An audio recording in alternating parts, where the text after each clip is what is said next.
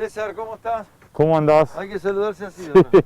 No, a veces no me acostumbro y no me acostumbro. Yo soy Y el de abrazar, sí, está difícil, sí. Bueno, Portal del Este. ¿Por qué estamos acá? A ver, primero una cosa muy sencilla. Sí. El señor César García, referente de la CCC, Corriente Clasista Combativa. Sí. Si tuvieras que definir en poquitas palabras, ¿qué es la Corriente Clasista Combativa para quien por ahí no está tan al tanto de estas minucias? Y es una organización social, política y sindical, si se quiere decir, porque es muy conocida a nivel de los barrios, por digamos En todo el país. en todo el país, pero también, por ejemplo, nosotros estamos a nivel sindical en las fábricas, en los gremios, y también hemos decidido también, o sea, nosotros como organización dejar, si se quiere decir, de delegar la política en los mismos de siempre y que la gente por abajo empiece a protagonizar, si se quiere decir, para que pueda haber un cambio, digamos, en la Argentina. Por eso hoy nuestro dirigente nacional es diputado nacional. Alderete. Juan Carlos Alderete, sí. Y si tuviera que posicionar, más o menos uno lo intuye, lo sabe, lo conoce, pero bueno, si tuvieras que definir ideológicamente dónde se para la CCC, ¿cómo lo dirías?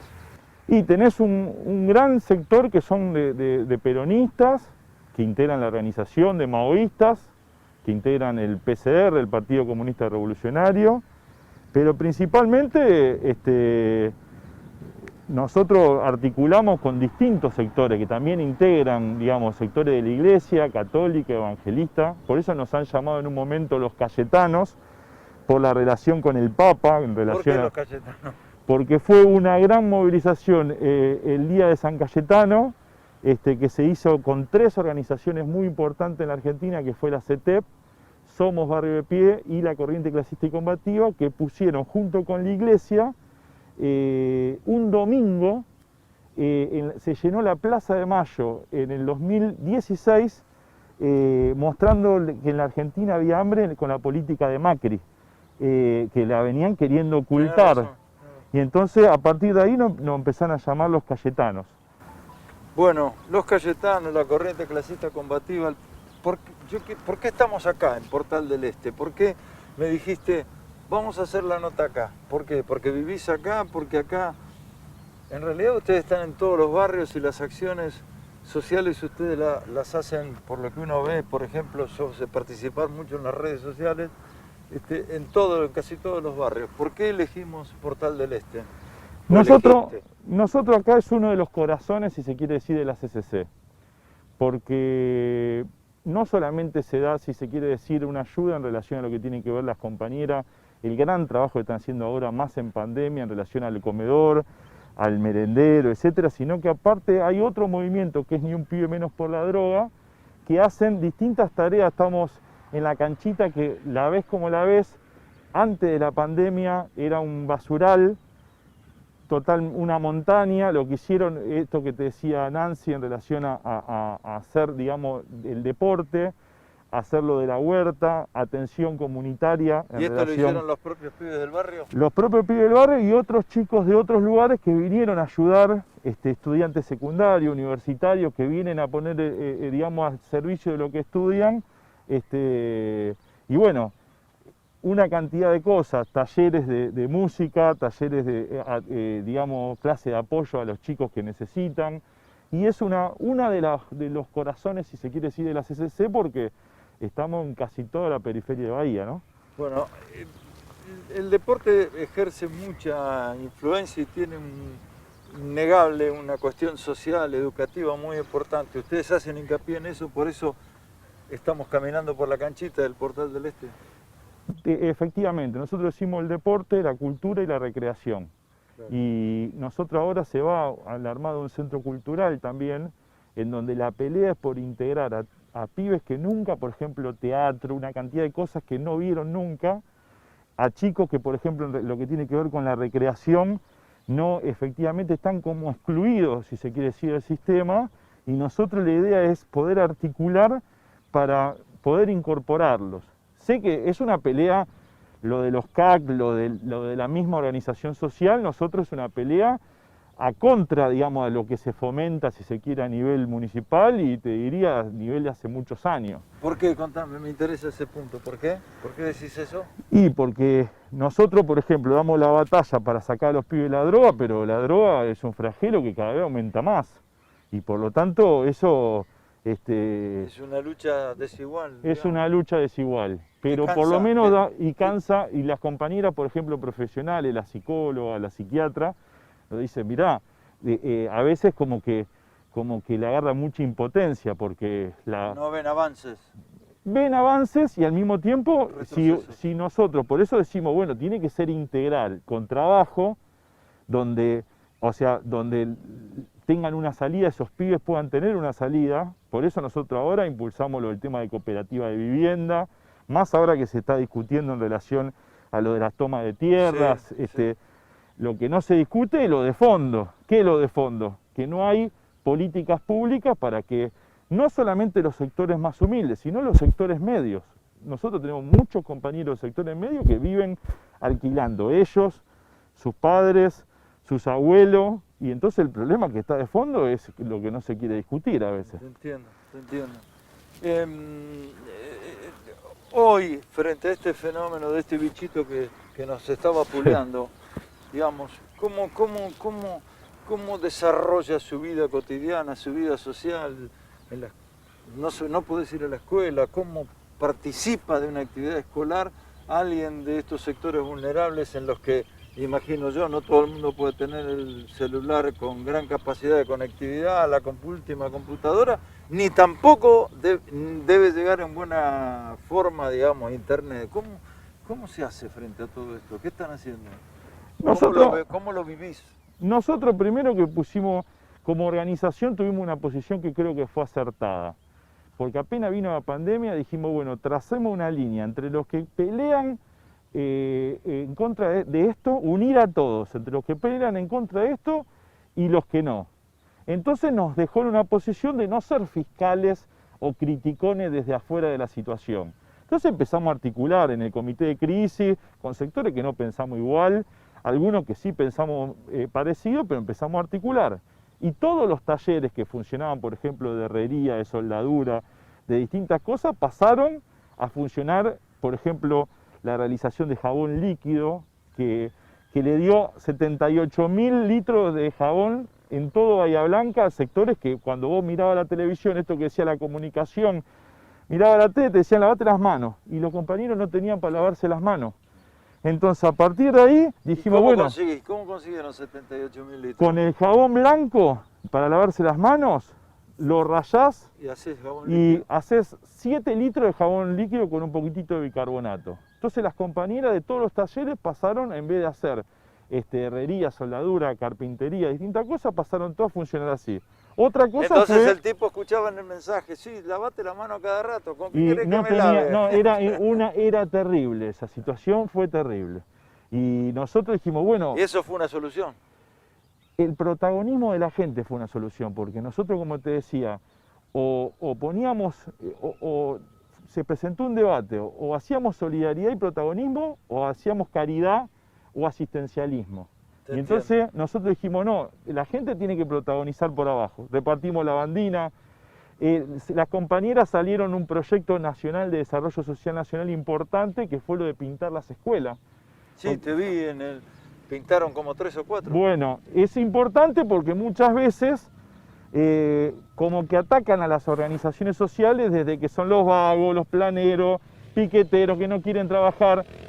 Y eso generó un shock, porque vos decís, bueno, entregaron la lavandina que nos donó una empresa Unipar, entre lo del jabón líquido, todas las compañeras y compañeras haciendo tapaboca. Y esto, y pintando las escuelas, nosotros demostramos que lo del trabajo es fundamental para salir de esto. Por eso presentamos la ley que presentó... Aparte hay una cuestión, imagino yo también, no me lo imagino, va. Sí. Siempre lo hemos hablado, hay una Sí. cuestión de dignidad para la persona. Lógico. ¿no? Yo no voy a quedar bien con mi cabeza, con mi almohada, con Dios, ponele con quien sea, te entregué esto. No, ganátelo, lo ganaste Pero, vos, yo te estoy dando las herramientas, incluso para la persona que lo hace también, no sentirse... Las cosas hay que demostrarlas siempre en la práctica. Nosotros podemos acá estar conversando Pero las cosas nosotros dijimos, mira, esto hay que demostrarlo en la práctica. Y hay que sentir en lo más hondo, profundo, ¿viste? Tenés que sentir, ¿viste? Lo que siente, no te lo puedes explicar. Te tiene que doler la pobreza. Te tiene que doler. Y tiene que ver con integrarse. Entonces, por eso lo de la ley esta de tierra, techo y trabajo, donde se armen cooperativas de trabajo, donde estamos esto que estamos demostrando en relación a pintar todas las escuelas, que no se pinten 3 escuelas, que se pinten todas las escuelas de Bahía Blanca. Pero para eso tiene que haber decisión política, municipal también. Cuando se habla de esto que decía, lo de las tomas, bueno, puedo decir cosas que se quedan bien. O hablarle a mí, porque yo lo que estoy viendo mucho es que se le habla al de arriba. No, se le habla al electorado que quiere escuchar que hay que matarlo. Bueno, hay gente que está necesitando, en el medio de una pandemia, viven hacinados. Y en esa situación hay municipios que no son, por ejemplo el de Trenquelán, que mirá, te digo, que le entrega terreno, bueno, quieren vivir, te entrega el terreno. Y eso no se hace acá desde hace años.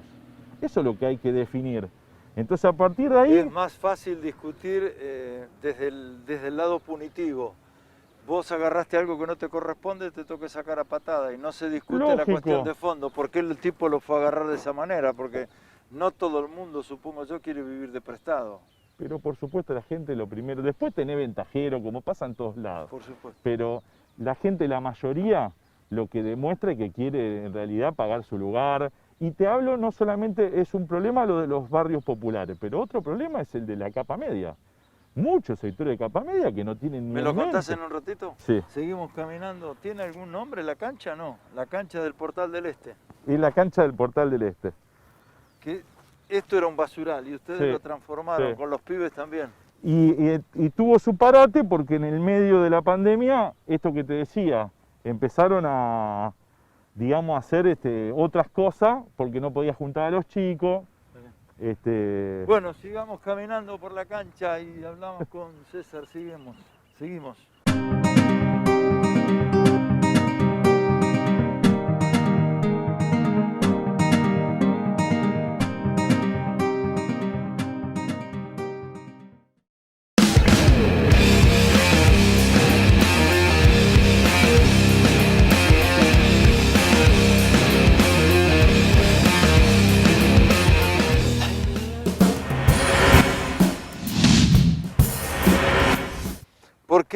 ¿Por qué hacías referencia al tema de las capas medias y lo relacionabas con lo que veníamos hablando de la toma de tierra y que no se plantea una solución de fondo a esa cuestión que viene de hace décadas?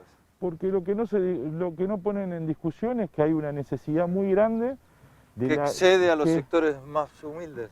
Primero, lo de los sectores más humildes hace implosión, porque tenés cada 2x3 ves una situación donde viven 6, 7, 8, 9 personas en un 2x2. Pero cuando digo lo de la capa media, ninguno tiene acceso también a comprarse. Entonces están todos viviendo atrás de la casa de los padres, de las casas o alquilando. Entonces hay un problema que hay que tener, digamos, políticas públicas, decir, bueno, estos terrenos los vamos a invertir en que lo puedan, digamos, que se puedan edificar y que lo vayan pagando.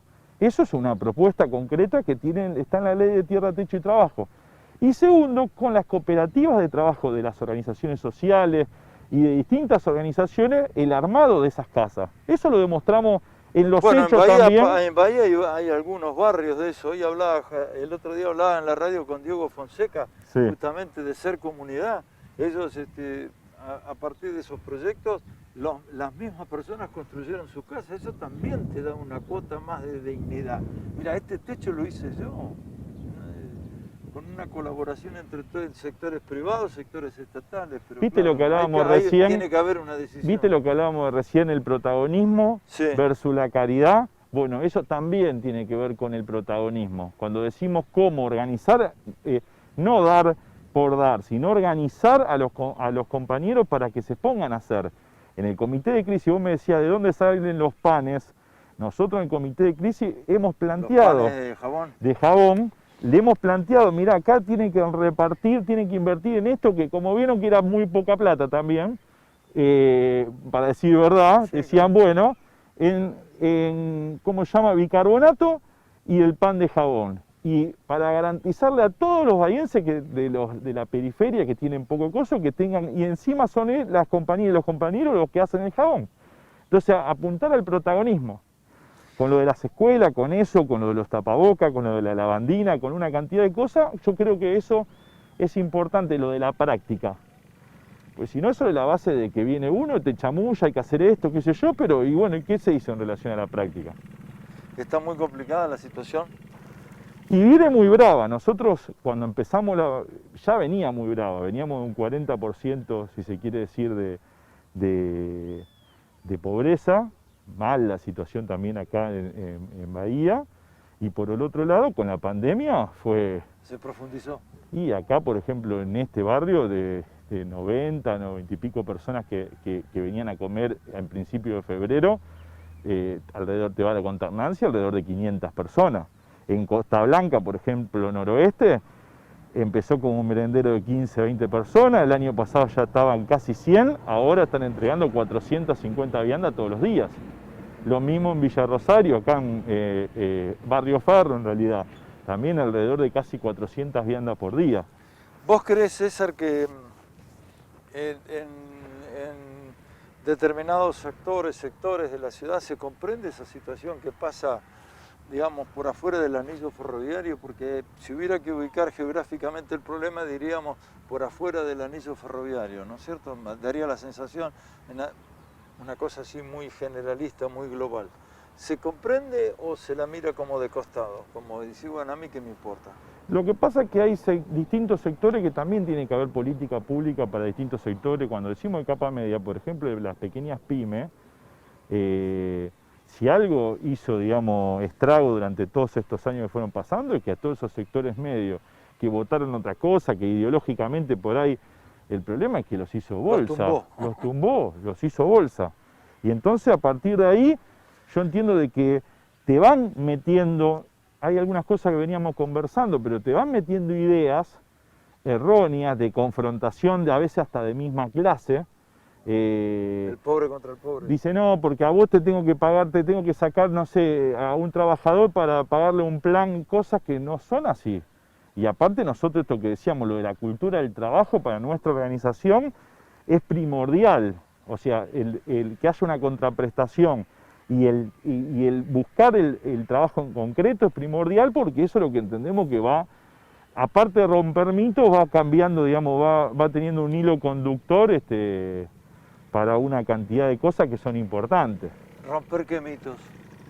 Sí, eso que decía en relación a, bueno, los vagos, los planeros, los que quieren vivir siempre de lo mismo. No quieren laburar, es más fácil juntar 3 o 4 hijos. Todo 7. lo que hicimos en la pandemia, no puede hablar ni un funcionario del PRO de esta ciudad, no pueden decir nada de lo que hizo la CCC. Por eso nos levantan también hasta sectores que por ahí pensamos diferente, porque esos mitos quedaron en evidencia. Te entiendo. Y como te decía, hay que demostrarlo en los hechos. Vos podés hablar, pero después, si no lo demostrás en los hechos, y no es fácil tampoco, porque también nosotros no somos partícipes de echarle la culpa a la gente. Hubo generaciones de generaciones que también a veces tenés que ¿viste?, insistir para que los trabajos los cumplamos, los realicemos y empujar, digamos, para poder crecer. ¿Por qué? Porque hay un cierto achatamiento, cierto cansancio. Mira, te voy a contar una anécdota. Si yo de acá te voy a no salgo contar una más? anécdota y me vas a decir,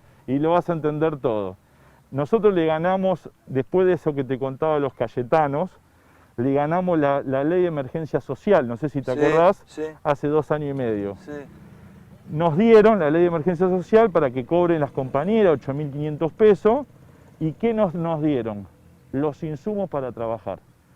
Entonces, desde el Estado no te daban los insumos para trabajar, que te decían, andá a tomar mate, porque entonces cobraban los compañeros, no tenían los insumos, por ejemplo, de soldadura, y después te sacaban por televisión o por todos los medios diciendo los vagos. Entonces había un doble carácter. Entonces nosotros dijimos, esta la peleamos a muerte porque hay que trabajar.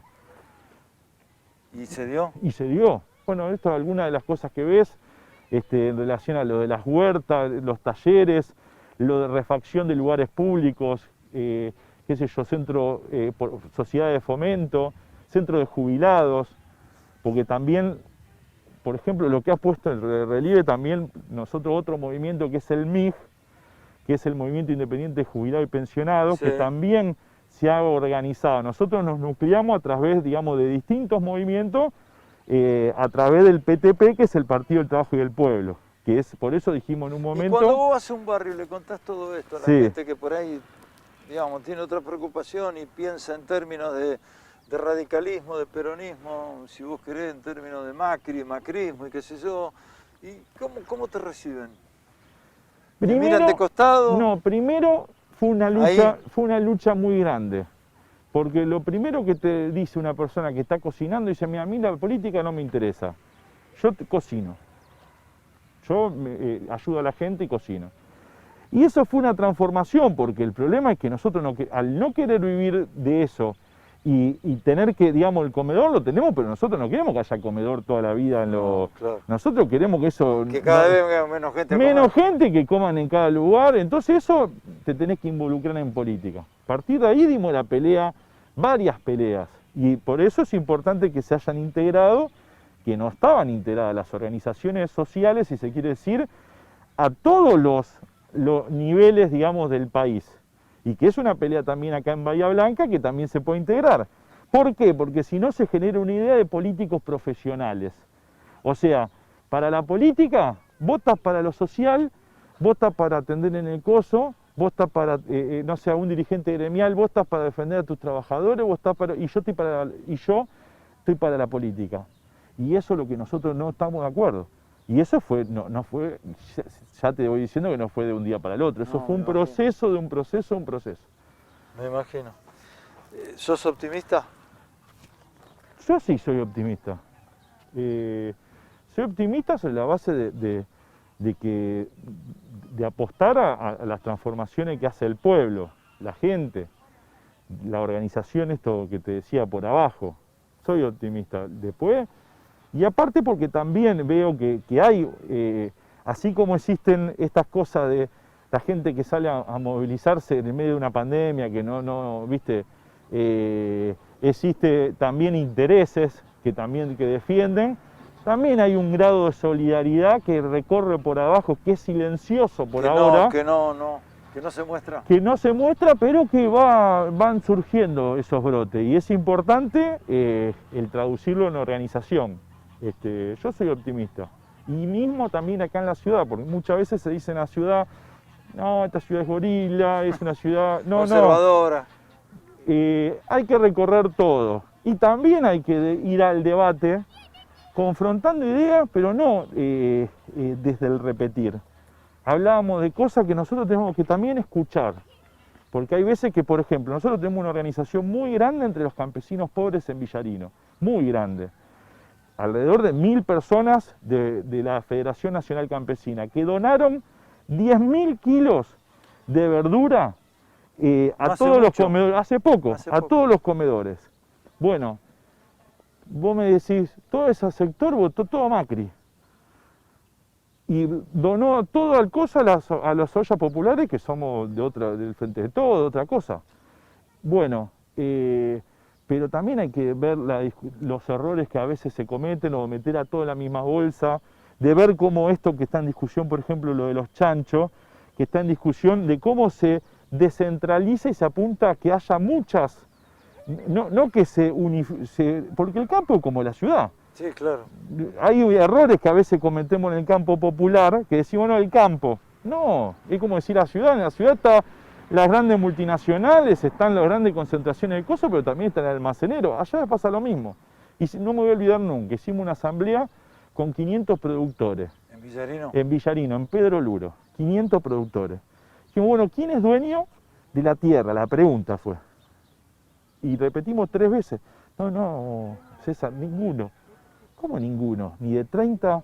Entonces dijimos, bueno, acá tenemos un problema. O sea, todos alquilan el coso, a uno solo o 10. Entonces ahí está el punto. Cuando nosotros decimos el campo, también hay cosas que nosotros tenemos que ir... Te entiendo. Pero sos optimista. Pero soy optimista. ¿Me lo contagias?